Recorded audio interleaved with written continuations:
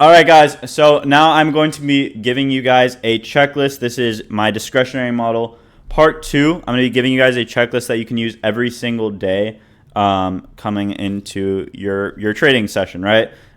This is something that you should be looking at and checking off before you enter a trade. This is something that I had when I first started out trading. I would have sticky notes printed up on my walls and put onto my computer screen so I can actually sorry, I need to stop reading chat. Anyways, let's go into this 2024 trading model checklist. And if I'm missing anything that you guys want me to add, please tell me. All right, this will be the title of this. All right, let's get into this. So I think first off, we'll start with like your overall bias, right? How you're gonna go into even what your bias is, right? Okay. How do I center this? Ooh, I like that. Bold. How do I center it? C? Command C? Maybe. You are? It's ready. Far left. This? Fuck you. Who just did that? Wow, this is taking so long. Anyways, let's go to bias. Okay, so starting off with the bias, I think first question you're going to have to ask yourself. These are just questions you're going to ask yourself, all right? Are we trading inside / rejecting higher time frame PD array, all right? This will be either 15-minute, hourly, 4-hour, for value gap, OB, breaker. Okay. Make it bigger font. Okay. How do I make it bigger font? Moderators, what's wrong with you? Command like up, shift up, view zoom in. View zoom in. Thank you. Our 5 minutes not valid. So if we are rejecting from a 15-minute, right? If we're rejecting from a 15-minute and then we create a 5-minute out of that and then we reject out of that, that's valid. Okay, so that's what I mean. But overall, rejecting from a 15-minute. If we create like a 5-minute and we form 1-minute structure off of that, right? So that's the first question you have to be asking yourself. Next, for bias. Did we sweep? Prominence, higher time frame, liquidity. Previous session, previous day, internal high, internal low, inside of fair value gap. Okay.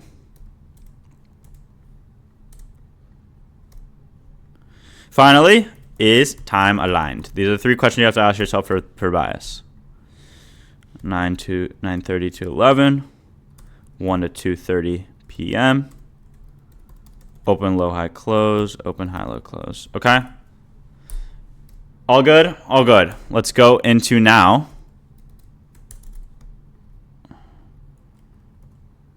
Why isn't it going to the left? All right, there we go. Now let's go into entry, okay? Your entry. For your entry, and again, this is for my discretionary model. This is a checklist that I guess I'm just making right now, but this is what I would use if I were to use like a checklist. This is what I basically use like in my head. So equal highs, equal lows, / equal highs. Low resistance liquidity, data highs, lows, or an unfilled 5-minute, 15-minute. Question mark. Okay. Is this the highest time frame inversion for value gap? Okay. Is there an internal liquidity sweep / SMT? Could be an SMT. And have we traded below equilibrium of the dealing range. Okay. It doesn't have to be the dealing range. Of the overall range. Okay. And then some, I guess, some etc. Some like other questions to ask yourself. Like from today, I guess, is a good example. Why doesn't it go to the right? I mean the left. I'm going to actually crash out. Okay, there we go. I guess just like another question mark. I don't know how to do this. Whatever. Have we already met the objective of it? Have we already met the objective of the given trading session? For example, this morning, right? We had that huge dump overnight.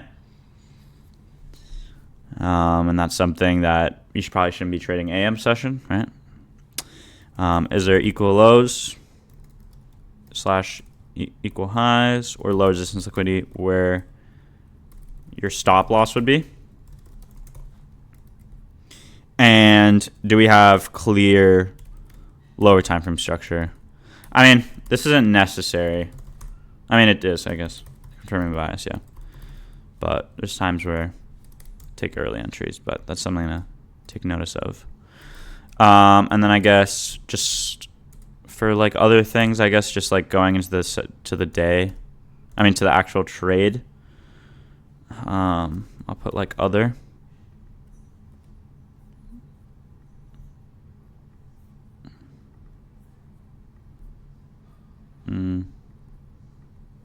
Okay. Other would be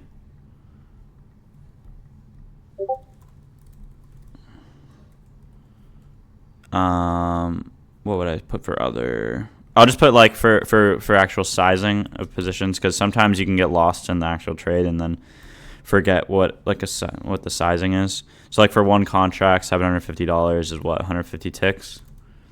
So this is just for like for your stop loss. $500 is around 100 ticks. And this is, I guess, for like a 150K. If you're using that, 2 contracts. $750 is 75 ticks, and then $500 is 50 ticks. Okay. All right. So this is pretty much. Yeah, I mean that's the objective of the day. That's what it's right here, and that's what you just said. This. Okay. All right. I mean, we can put this maybe into the trading. Here we go. Now it looks a little bit better, I guess. Not really. Looks a little bit worse. Yeah. Again, have we traded below equilibrium of the range? Yeah, that's generally what I ran for us. Golden pocket is below OT. It's 0.7, what is it, 08? Yeah, this is 705. 705. All right. All right. So using this checklist, let's go into the trade that we took in PM session, right? All right. So let's whip out our checklist now. Let's whip out our handy dandy little checklist. So we can do it like that. All right. So let's say I got my little checklist to the left of me, right? And I'm going into PM session. All right. Here's little me trading PM session. First thing I want to know. Are we trading inside of a higher time frame PD array, or are we rejecting it? Yes, we are rejecting this hourly. Check your marker. Did we sweep higher time frame prominent liquidity? Yes, we did. That 15-minute low inside of the fair value gap, right? We go on the 15-minute. It's a pretty higher time frame confident. Liquidity. Also, I would be waiting for internal.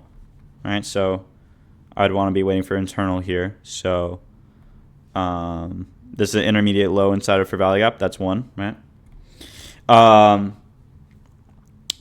Is time aligned? Yes, it is currently 1 p.m. and I'm looking for an open low, which is happening right here. All right, so that's bias. Now for my entry. Let's go into the entry. I guess I should put this above. but really not. I guess this is more entry. Internal liquidity sweep SMT. Okay, check mark here for the entry because we get the SMT at this low. Next, is there equal highs, equal lows, low resistance liquidity, data lows, data highs, or an unfilled 5-minute or 15-minute? We have an unfilled 5-minute right here, and it's also an unfilled hourly. And you could say this is, I guess, this is some low resistance liquidity. I was mainly just paying attention to that 5-minute above, and also no equal highs, but these highs here look really good, stacked highs. Right? Okay, nice. We trade below equilibrium of the range, right? We have equilibrium here, but also overall on this range here. If you look in the hourly chart, right? We are obviously very discounted. Okay. Finally, is there equal lows? Wait. No. That's not enough. Okay, so check mark here. Is this the highest time frame inversion? All right. Let's go on the 5-minute. There's a 5-minute for rally gap. All right. Is there a 6-minute? No. There's a 5-minute. Is there a 4-minute? Yeah, 3-minute, whatever. 5-minute. Okay. 5-minute for a rally gap. Wait for that. There we go. That's the highest time frame. Now, have we already met the objective of the given trading session? Not the objective of this given trading session. No. So no. Is there equal lows, equal highs, or low resistance liquidity where your stop loss would be? No, there isn't. All right. Let's protect low. Do we have clear lower time frame structure confirming bias? I would say so, yes. We have this. We have the SMT. We have clear displacement through this. On the lower time frame, we got an inversion here. All right. All good. Now I'm going to go in for my contract sizing here. I'm about to take this trade. You could put your stop loss. I mean, you could put it, let's say, at this breaker here. This breaker wouldn't be bad. Even at this low, it's not bad either. But let's say you want to give yourself a little bit more room to risk here. Let's say you want to have it at this breaker here, right? So this low, high, lower, low, higher, high. Say you want it at this breaker. At this low. Okay, that's about 103 ticks.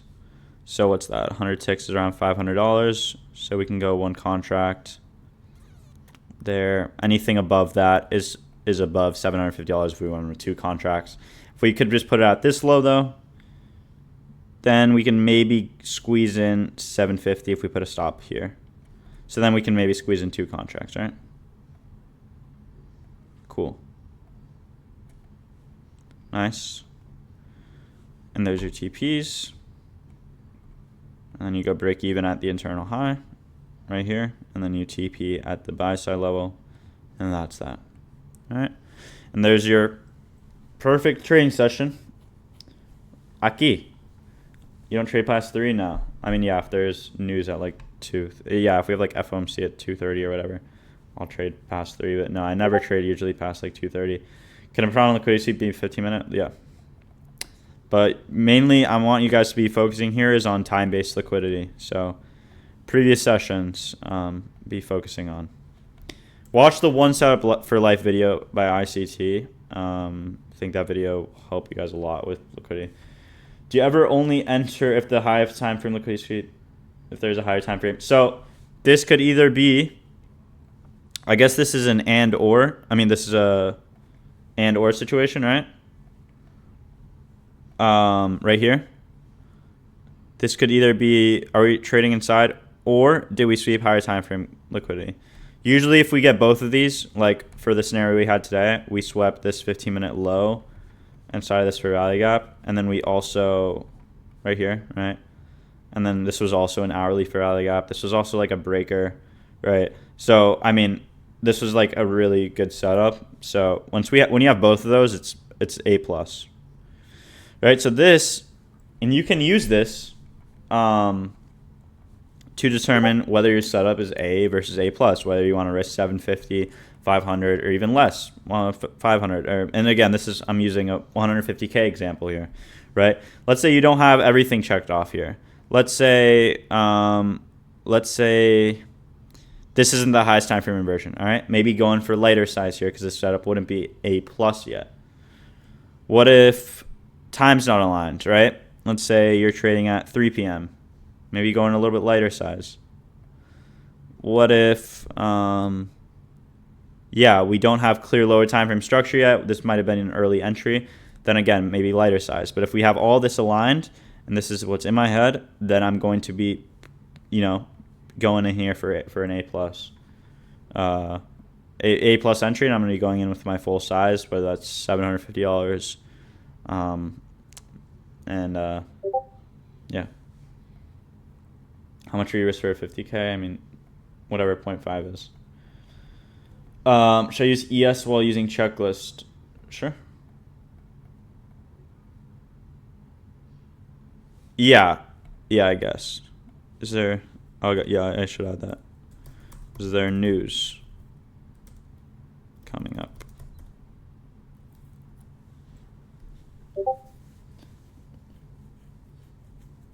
I don't know significance yet. Okay, well I'll answer that in a second. How do you trade when you go? How do you trade when you go in with one contract and can't take partials? You just trade micros instead then. When is it valid to take an inversion when we haven't swept liquidity if we're rejecting from a higher time frame PDRA? But usually we will be sweeping some sort of liquidity most of the time. But like if you're saying like usually like V-shape recoveries.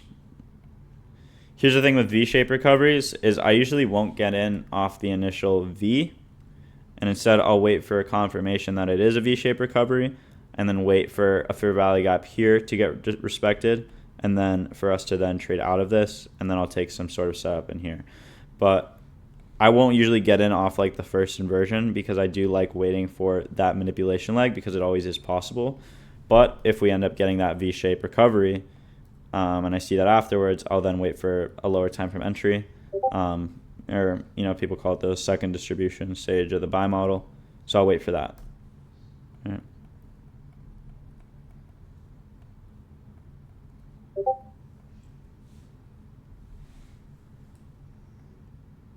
For the first buys point, it says trading inside rejecting. Is sweeps not a good way? Yes, again, so this could either be this is an and or.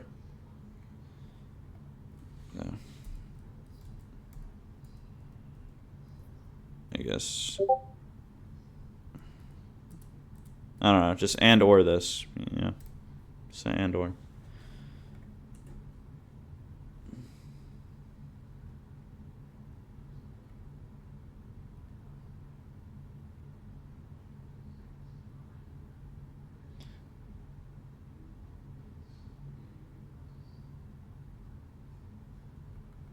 Yeah, that's a good, yeah, that's good. That's a good like question to ask yourself. And like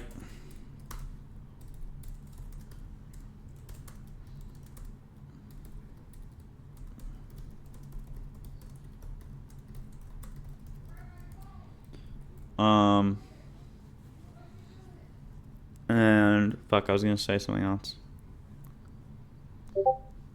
Yeah.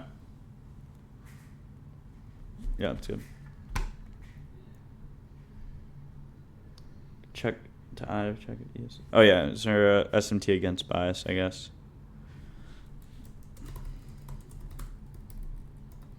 I mean, I feel like it's gonna add too much analysis paralysis. Honestly, if your setup's good, your setup's good.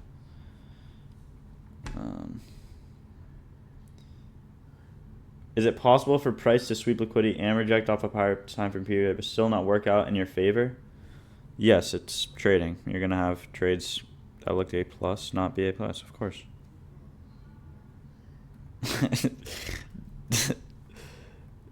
if it wasn't possible for a price to sweep liquidity, tap into higher time frame PDRA and not go straight to stop loss, then everyone would be millionaires. But unfortunately, trading is not that easy.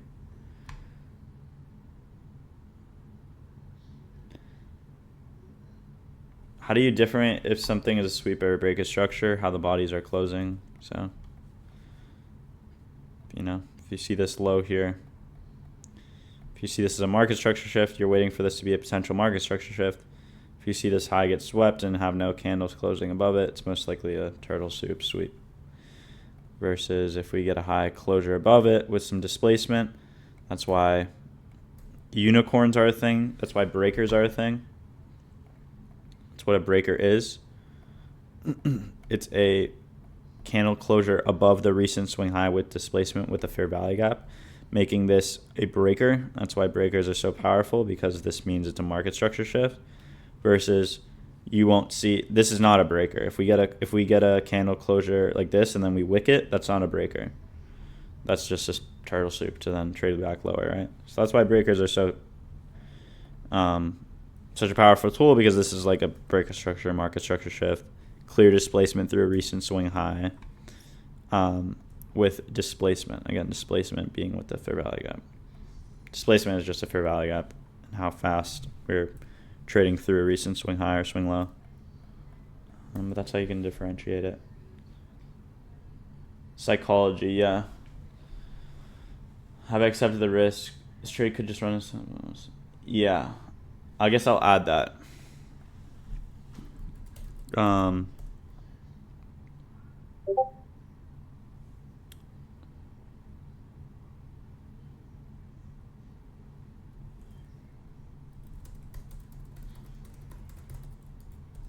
And what else? Have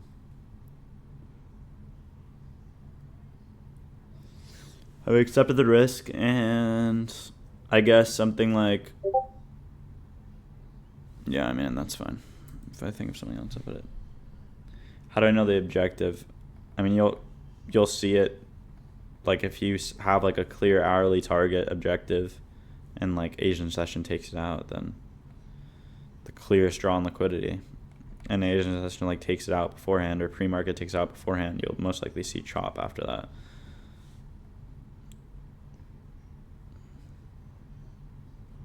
It's always what happens. That's what happened this morning. And in PM. PM was just sloppy. Super sloppy delivery.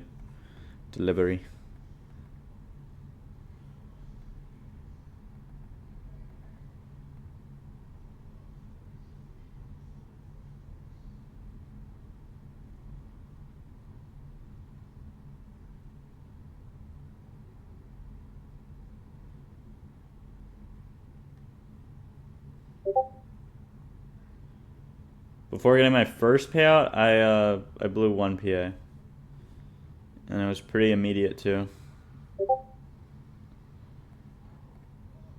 I pretty much blew it instantly.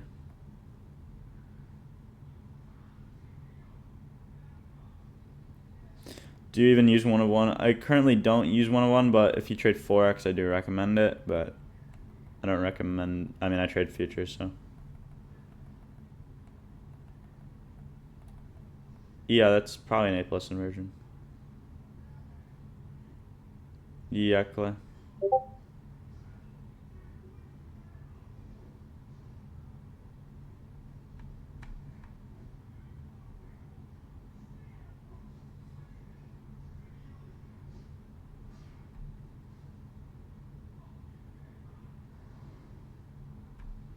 Shoot a charting session, finding out daily bias. I did do a daily bias charting session. I can't remember which one it was though. I don't think I put a title for it. Fuck. I don't know. I did do a daily bias though, but I can make, I guess, I'll do one maybe tomorrow or Monday. I'll do a daily bias. You gonna post a screenshot? Yeah, I'll just send this to you guys. Yeah, I'll post a screenshot of this. Wait, what was I gonna put? I just remembered. Oh yeah. Well, I guess I have accepted the risk is the same thing as like don't take more than like 3 trades in a day.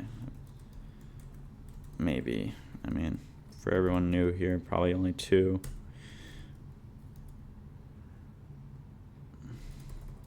And this can, again, do this to how you guys like.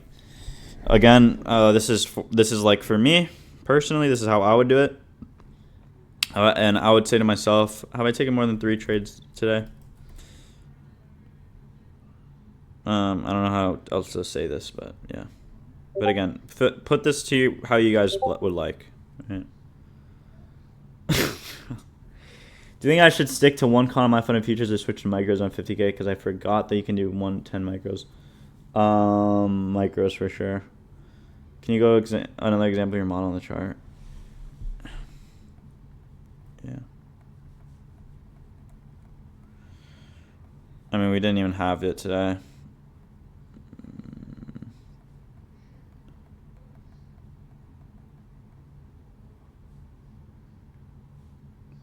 I don't know. We have it. What do we have? Maybe Tuesday we had a setup. Not even.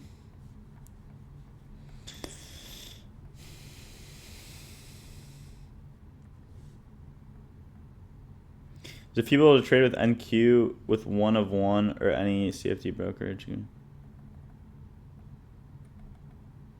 Yeah, but I wouldn't recommend trading. No, I mean, like, I wouldn't recommend trading NQ. Like, with the way I trade personally, I just can't trade NQ with 1 of 1 because, I mean, of course, with spreads and stuff, I'm like, I guess I would say I'm a scalper because I'm sometimes in trades for no more than like 2 minutes at times, and my stop loss is, I really like like the spreads sometimes vary by like 10 ticks. Like, it's pretty bad sometimes. So with the way I trade, I wouldn't. I mean, if you're swing trading, 1 of 1 is a really good prop firm, and yeah, of course use it. But if not, if you're not swing trading and you're just trading NQ, trade futures instead. There's no reason to trade with 1 of 1 with futures. Why do you choose to trade NQ instead of ES? Just better volatility, faster, much cleaner. ES is not as clean at all.